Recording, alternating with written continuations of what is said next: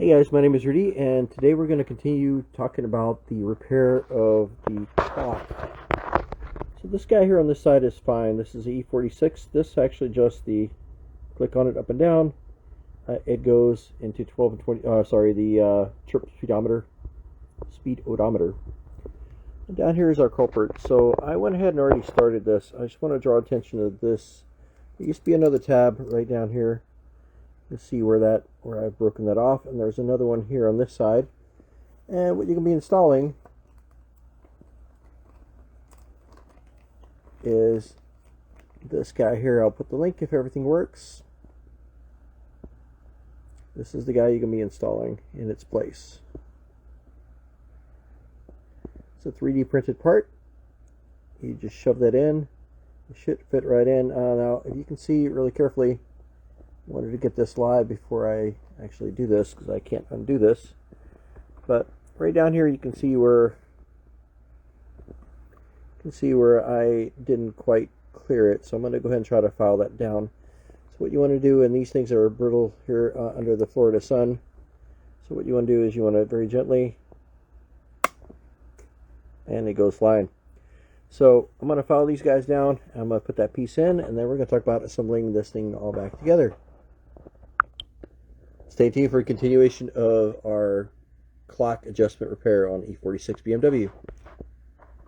Till next time, take care. Okay, we're continuing with our repair. So this is the one thing. So we left off here by clipping the two small tabs that used to be here. And I didn't really have the patience, and I don't think you'd have the patience to watch me very carefully, just using a small screwdriver, kind of work that into the sides here. And the way this goes in is right here. The other videos that I've seen do not show this. This goes in with the little pieces, like you see these guys here on the bottom. That goes on the bottom, and it faces this direction. Hope that helps actually. Zoom in on that a little bit here. And you work that in. And then once that's in, you go ahead and reinstall your, be very careful not to touch anything in here. Hope I didn't break any of my gauges here. This guy here, you see the piece here. My piece is fine here. This is this down here, that little piece sticking out, that goes on the bottom, so that slides in. Now there's some resistance is being offered by the board underneath here where it closes up. But you should be able to get a bit of pressure. You can feel the thing clicking, and then when you turn left to right, and then to test that further, you can actually grab your top piece that you had. You can stick it in on top here. You can feel the clicking here, and then you can also feel the buttons being pressed here as I turn.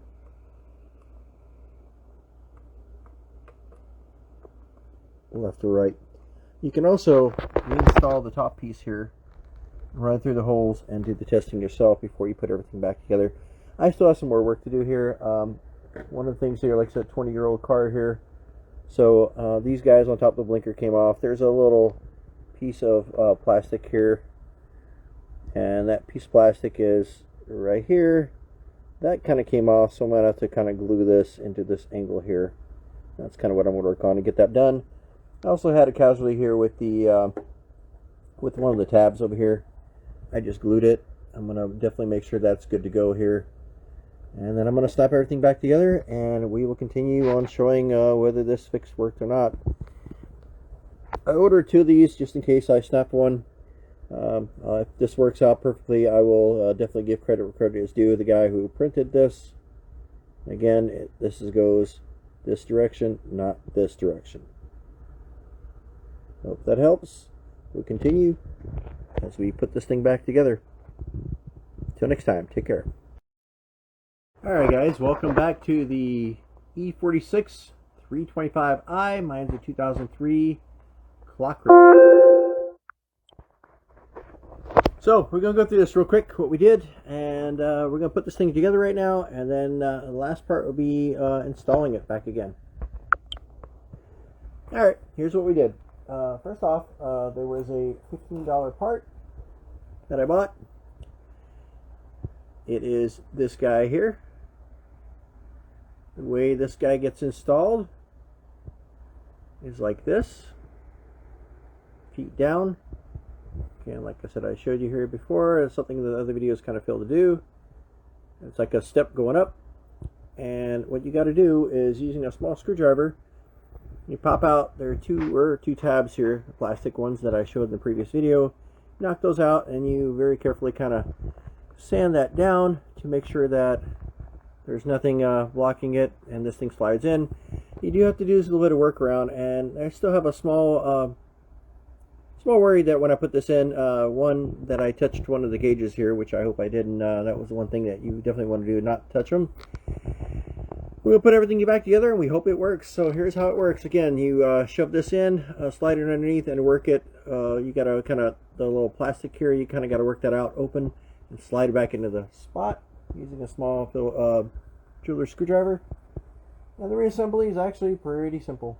We got our piece over here. We put that back in. Working kind of one-handed here again.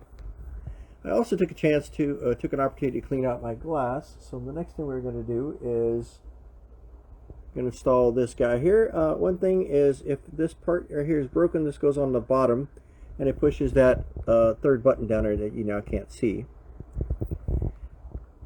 But actually, I have to put that in first, so you will be able to see it. Underneath this, kind of in the middle where that hole is, you got a tiny little button here.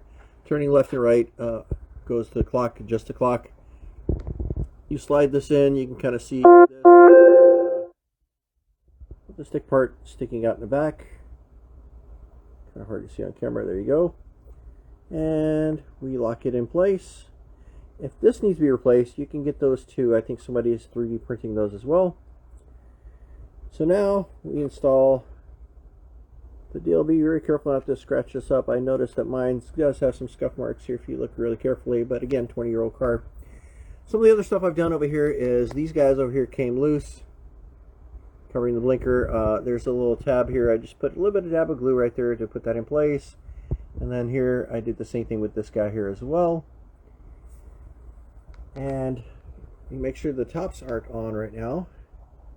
And we're going to go ahead and replace the cover on top. Again, working one-handed is a bit challenging here. Here we go. Okay, that's in. It looks pretty good from here. Again, I cleaned the inside, and then the last thing we're going to do is, well, one, we will definitely install these back in. These are the tops.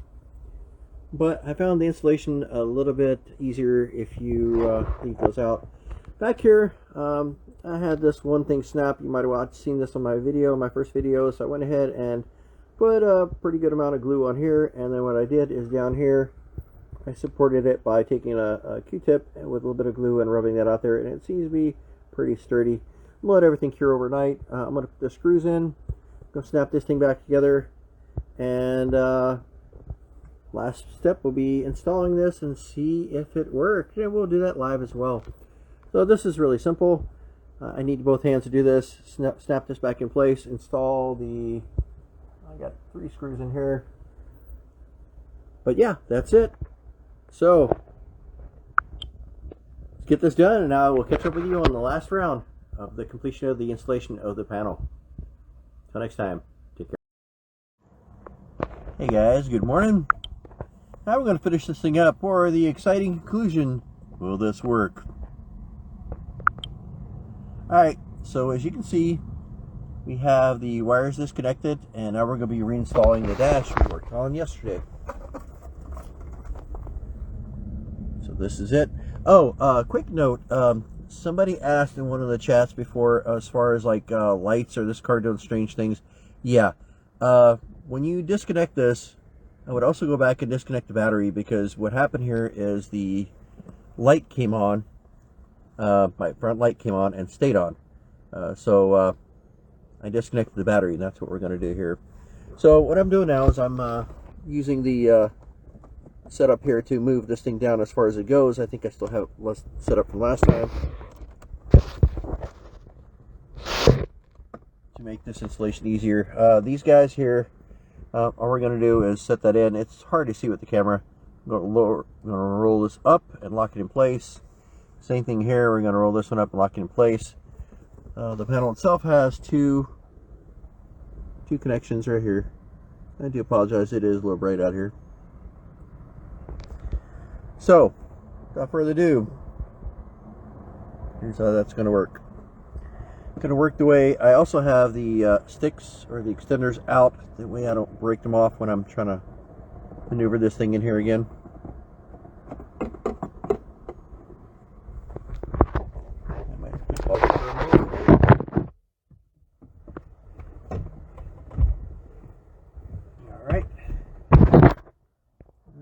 I'm going to work this panel in here again. Best way is actually from the side. I'm sliding it from the right hand side here. And I'm going to take connector number 1 back here. It's going to be a little bit of a Blair Witch camera angles here. Here is my, whoops, that's not how you do it. So pressing this down in the front over here will release it, because I just accidentally locked it again.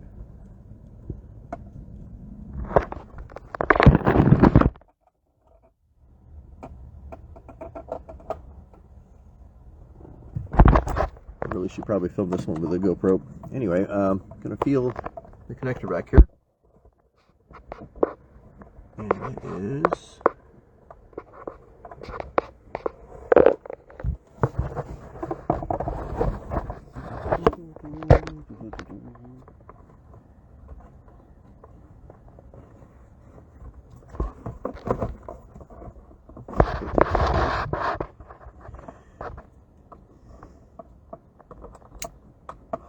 He really likes to lock in place here. That's the one thing that sucks. Let me pause this recording and disconnect this real quick and then come back to you.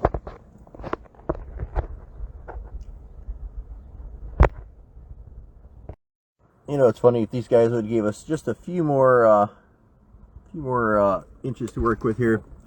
So down here, I don't know if you can see it, there's these little arms right here like this. So you want to set up your connector like this.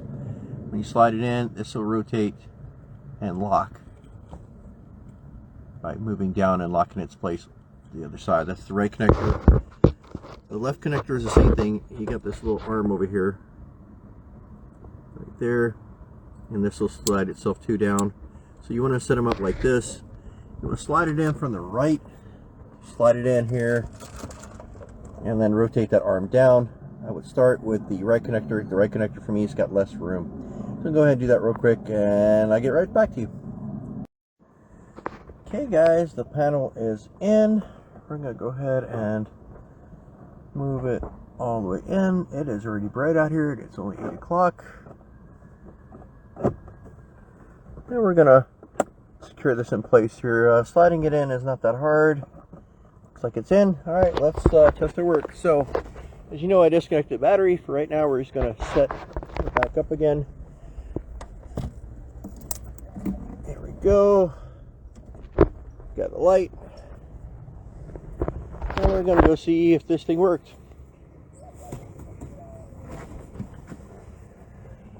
Alright, so we're going to put in our sticks again. Make sure car doesn't go anywhere. Okay.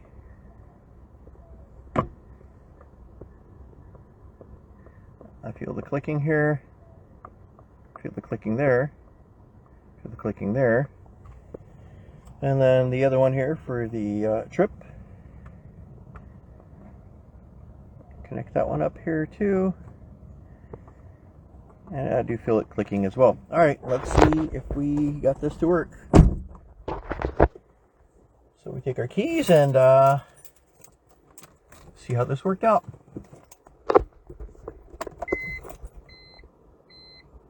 Okay, that looks like we got stuff in here coming up. Good. Let's make sure we don't get a copyright strike here. Okay, so I want to turn this on to check our gauges, make sure everything came on. Looks like the meters are reading. Okay. Car is on. Seatbelt and brake are on. That's going to respond. Good.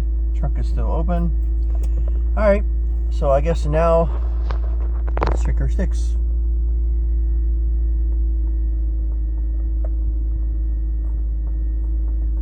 I don't need the wipers.